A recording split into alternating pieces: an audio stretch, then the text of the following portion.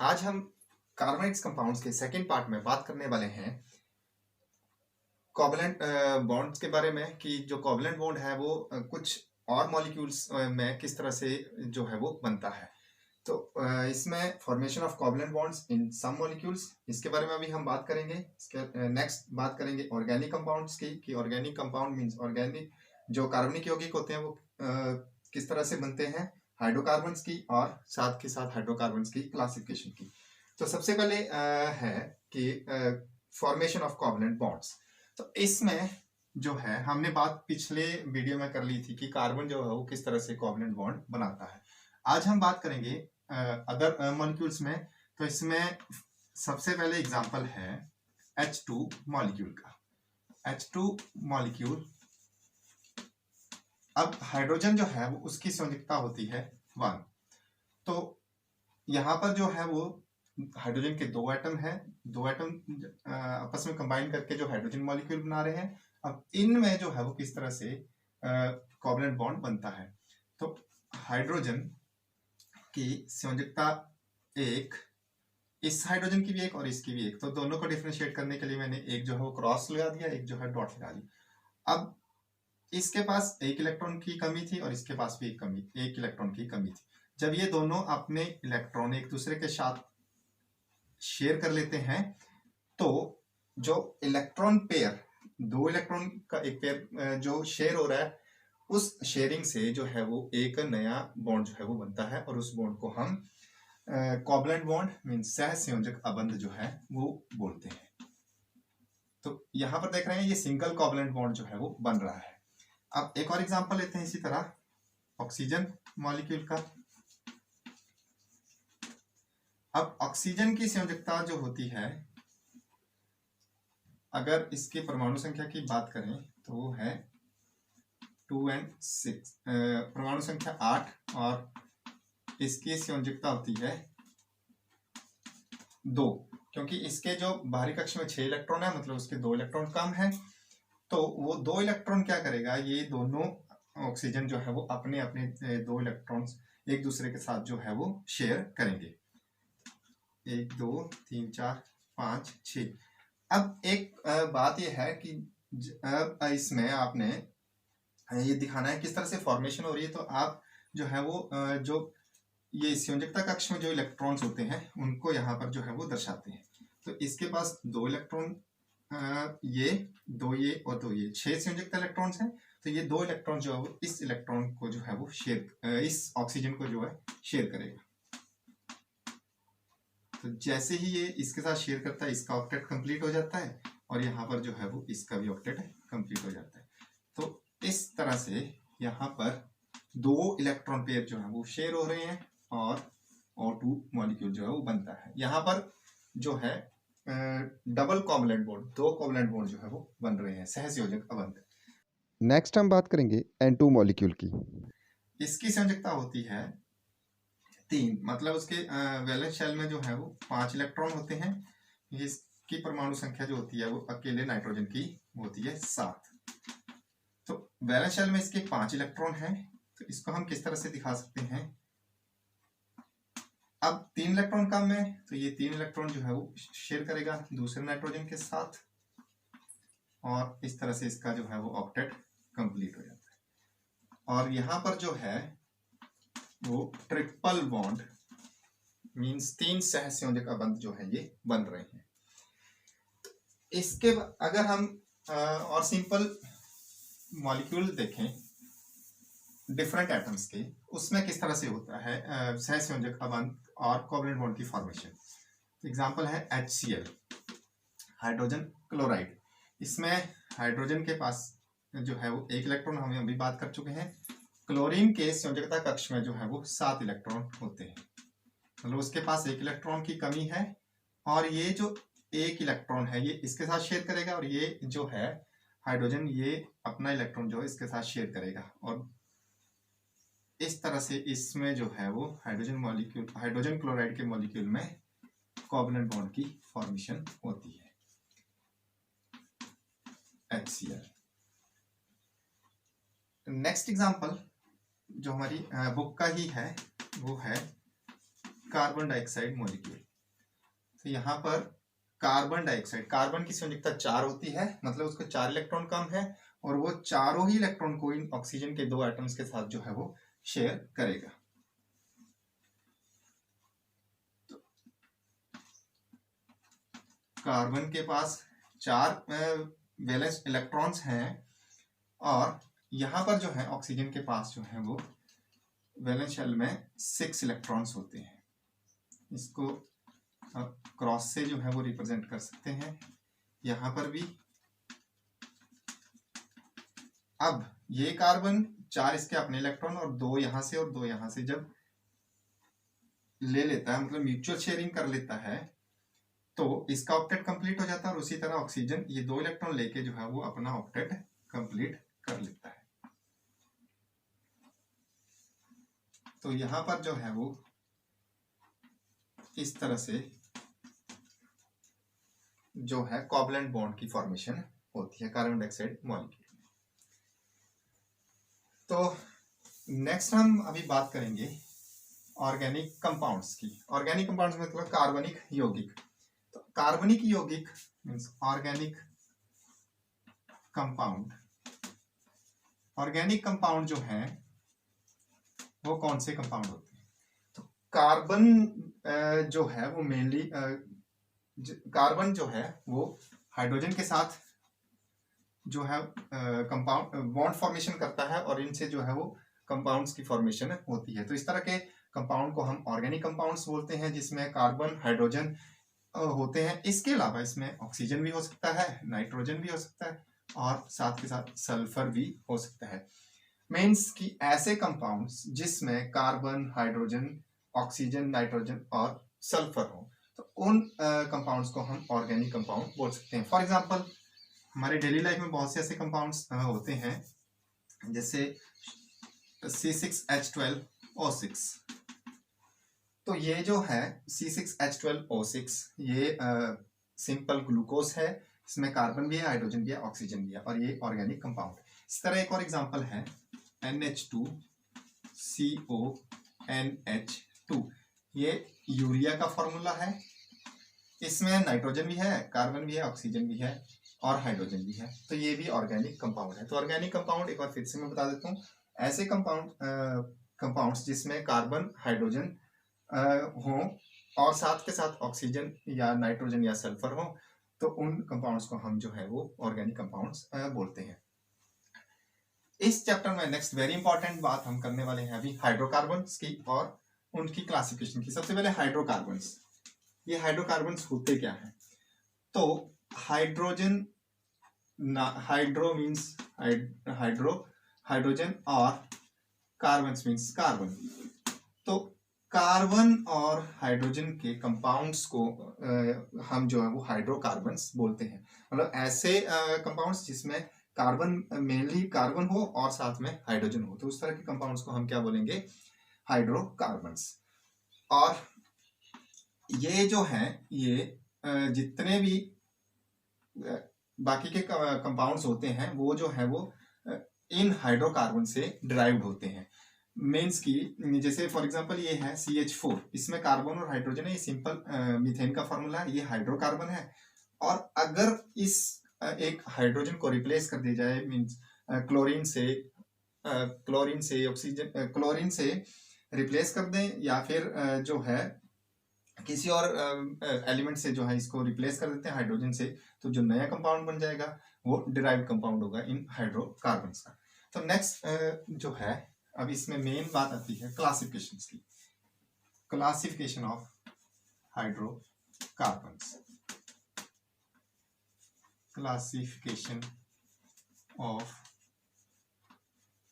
Hydrocarbons means hydrocarbons को किस तरह से जो है वो वर्गीकृत किया जा सकता है।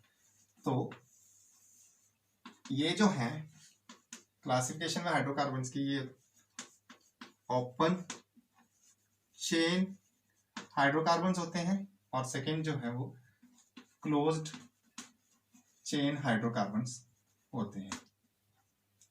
अब ओपन चेन में फर्दर जो है वो कैटेगरीज हैं। ओपन चेन में जो है ये एल्केन्स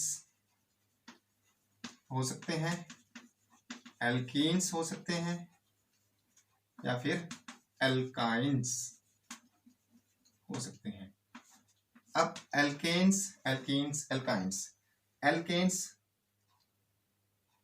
एल्केन, एल्कीन और एल्काइन।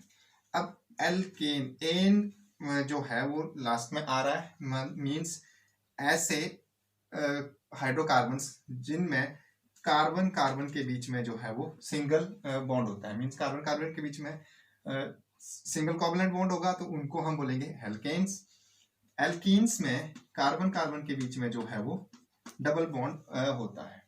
नेक्स्ट एल्काइंस में कार्बन कार्बन के बीच में ट्रिपल बॉन्ड जो है वो होते हैं।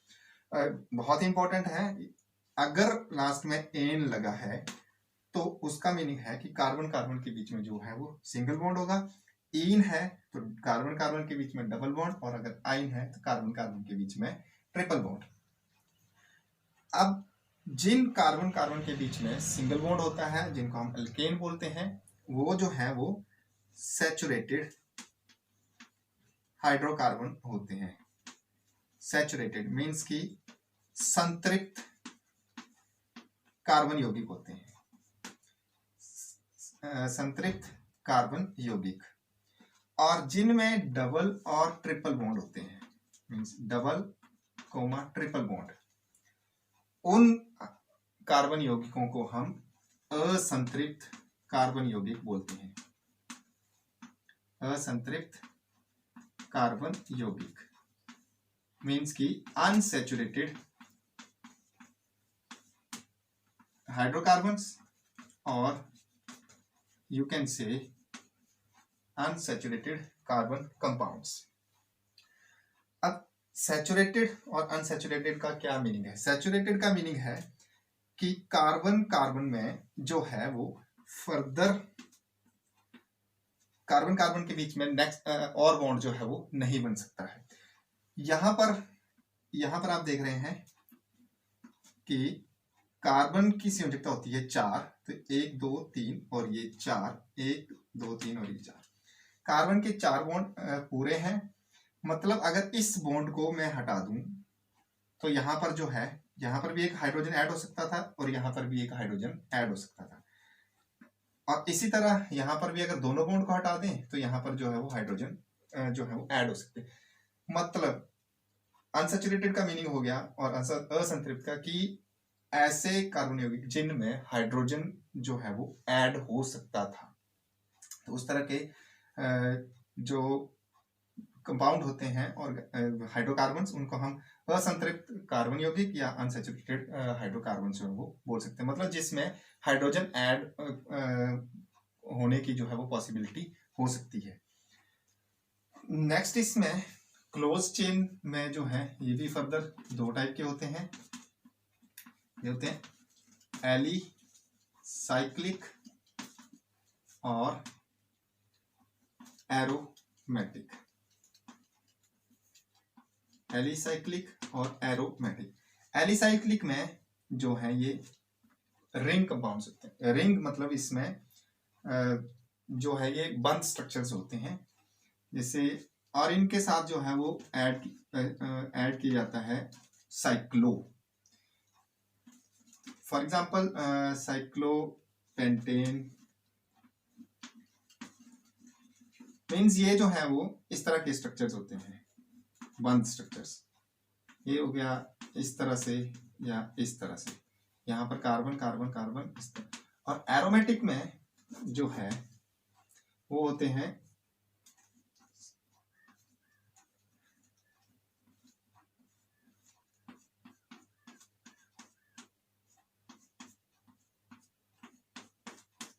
इस तरह के जो कंपाउंड्स होते हैं। ये बेंजीन का फॉर्मूला है। एरोमेटिक मतलब कि अल्टरनेट पोजीशन पर जो है वो डबल बॉन्ड हो, तो उनको हम बोलते हैं एरोमेटिक हाइड्रोकार्बन्स। तो क्लोज चेन में एलिसाइक्लिक और एरोमेटिक। एलिसाइक्लिक में मतलब कि रिंग कंपाउंड्स जो भी होते हैं और उनके नेम के साथ जो है वो साइक्लोवर्ड जो है वो ऐड किया जाता है। अब एरोमेटिक में मैंने बता दिया कि ये जो है वो सिंपल एरोमेटिक हाइड्रोकार्बन है, और ये बेंजीन था। मतलब ऐसे हाइड्रोकार्बन जिनमें ऑल्टरनेट पोजीशंस पर जो है वो डबल बॉन्ड हो। ऑल्टरनेट पोजीशन का मतलब एक के बाद दूसरा, एक को छोड़ के जो है वो दूसरा आता है, उसमें जो अगर डबल बॉन्ड हो तो उसको हम बोलेंगे एरोमेटिक हाइड्रोकार्बन। तो इसका सबसे सिंपल जो कंपाउंड था वो था बेंजीन। नेक्स्ट हम बात करेंगे इसी में ही, क्लासिफिकेशन में ही, जो ये एल्केन, एल्कीन और एल्काइंस हैं, इनके साथ हम नेम कैसे जो है वो लिखते हैं। तो इसको आगे हम सीखते हैं। Number of carbon atoms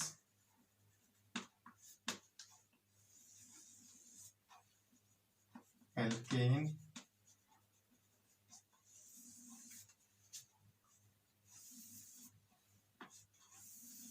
alkene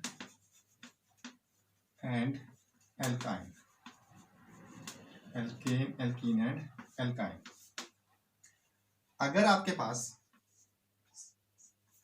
एक कार्बन है तो उसका नेम कैसे जो है वो लिखा जाएगा। एन, इन और आइन, ये जो है ये सफिक्स हैं। सफिक्स जो है वो नाम के बाद में लगते हैं, और ये जो है वर्ड रूट है, और इसको जो है ये प्रीफिक्स में आएगा। इसमें कितने कार्बन एटम्स हैं तो वो जो है वो प्रीफिक्स होगा, मतलब वो नाम के पहले लगेगा। जैसे अगर C1 है तो वो नाम स्टार्ट होगा मिथ से। यहाँ पर तो जो है वो सफिक्स पहले से ही लिखा गया है, एन, और यहाँ पर इन, आइन। आइन आएगा तभी जब ट्रिपल बॉन्ड होगा कार्बन कार्बन के बीच में, यहाँ डबल बॉन्ड, और यहाँ पर जो है वो सिंगल बॉन्ड। कार्बन कार्बन के बीच में डबल बॉन्ड और कार्बन कार्बन के बीच में ट्रिपल बॉन्ड। तो सिंपल C1, अगर कार्बन एक है तो प्रीफिक्स होगा मिथ और सफिक्स होगा एन, तो नाम बन जाएगा इसका मीथेन। इसी तरह C2, C3, meth, eth, prop, but, C4, C5, pent, hex, hept,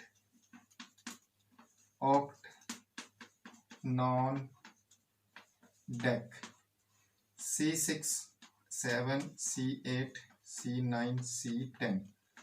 अब C1 के लिए मिथ, C2 के लिए eth, then C3 prop, C4 but, C5 pent, C6 hex, C7 hept, C8 oct, C9 non, C10 dec, C11 होगा तो अनडेक, और C12 होगा तो डोडेक। तो यहाँ पर एक एग्जांपल के साथ करते हैं इसको। अगर कार्बन 4 दिए हुए हैं आपके पास तो उसका नाम होगा ब्यूट, और सफिक्स आ जाएगा ए। इसी तरह यहाँ पर जो है वो ब्यूट, इन, और यहाँ पर जो है वो नाम बन जाएगा ब्यूटाइन। इसी तरह अगर बाकी का भी करें, pentane, pentene, pentyne, hex, hexane, hexene और हेक्साइन। तो इस तरह से बाकी जो है वो आप इसमें इजीली जो है कर सकते हैं। आपको सिर्फ याद रखना है कि प्रीफिक्स में क्या आएगा। अगर C4 है तो ब्यूट आएगा, C7 है तो हेप्ट आएगा, C2 है तो इथ आएगा। जैसे इथ था तो इथेन। अब यहाँ पर एक और इम्पोर्टेंट बात है कि मीथेन। अब मीथेन का अगर मीथीन बनाना हो, मीथीन मतलब तो कार्बन एक है, पर मीथीन और मिथाइन इस तरह से बनना था इसका नाम।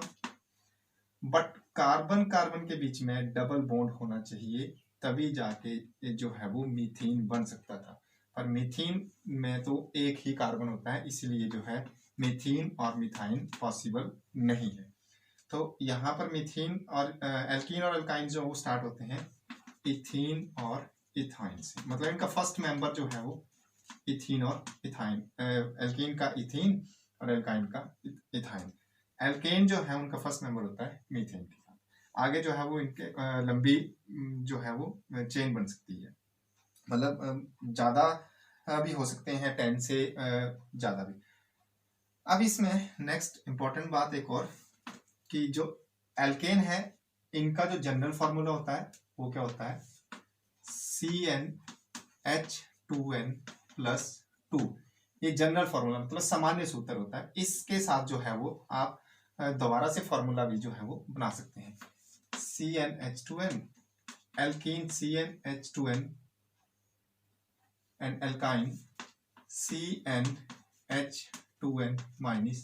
तो एक एग्जांपल करके देखते हैं। CnH2n+2 अगर आपके पास इस तरह से दिया हुआ CnH2n+2, n की वैल्यू आपके पास दी हुई है 2 सपोज, तो यहां पर आप पुट करेंगे C की वैल्यू 2, n की वैल्यू 2 है, हाइड्रोजन 2 × 2 + 2, 2 × 2 4 + 2 6, देन C2H6।